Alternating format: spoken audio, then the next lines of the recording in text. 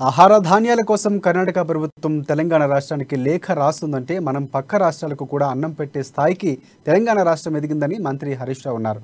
సిద్దిపేట జిల్లా మార్కుక్కు మండలం పాములపర్తి గ్రామంలో తెలంగాణ రాష్ట్ర ప్రభుత్వం Kaveri seeds Bhaskara Rao charitable foundation ఆధ్వర్యంలో 28 డబుల్ బెడ్రూమ్ ఇండ్లకు లబ్ధిదారులతో కలిసి మంత్రి హరీష్ రావు గృహప్రవేశ కార్యక్రమంలో పాల్గొన్నారు. దేశంలో ఎక్కడ లేని విధంగా కళ్యాణ లక్ష్మి పథకం తెలంగాణలో 1,16,000 రూపాయలు ఇస్తే గుజరాత్ రాష్ట్రంలో కేవలం 12,000 రూపాయలు మాత్రమే ఇస్తున్నారని దుయ్యబట్టారు.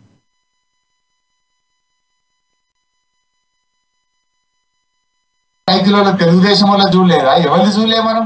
అందువల్ల మనం కూడా నియతిగా ఉండాలి. సర్ది తిన్న రేవు తెలవాలి. మన కేసీఆర్ ను మనం కడుపులో పెట్టి కాపాడుకుంటే ఇంకా ఈ తెలంగాణను అద్భుతంగా ముందుకు తీసుకొని పోతాం.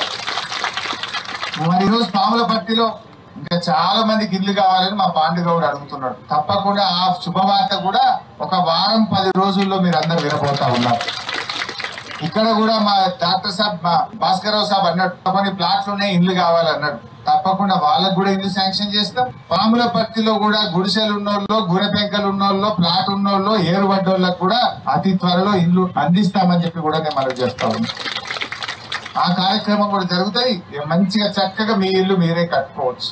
లంచాలు ఉన్నాయి, అప్పులు ఉన్నాయి, సీదా మా చెల్లె అకౌంట్ లోనే డబ్బులు ఇస్తాయి. కేసీఆర్ ఒక ఆలోచన చేసిండు, కళ్యాణ లక్ష్మి చెక్ ఇస్తే ఎవరికి ఇచ్చిండు అయితే